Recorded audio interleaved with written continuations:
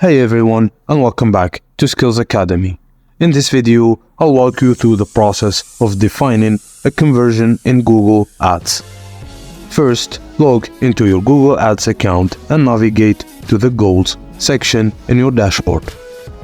Click on New Conversion Action to begin. Here, you will choose from 4 conversion action types: website, app, phone calls, or import data. For most cases, selecting website is appropriate, especially if you're promoting an e-commerce store or website. Next, input your website URL and proceed with defining your conversion goal.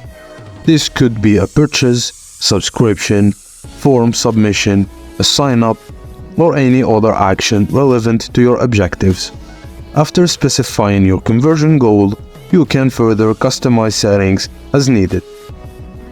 For advanced users or those with coding knowledge, there's an option to create a conversion action manually using code. This is useful for customization and scaling purposes.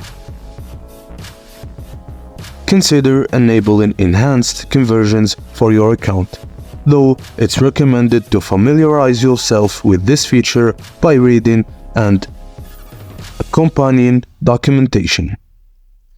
Once you've completed setting up your conversion action, click on Done. You'll then need to set up the Google tag. If you're unfamiliar with this process, you can find a video tutorial in the top right corner or seek assistance from a webmaster. Although we did a video on that on our channel, check it and you will see how to add a Google tag.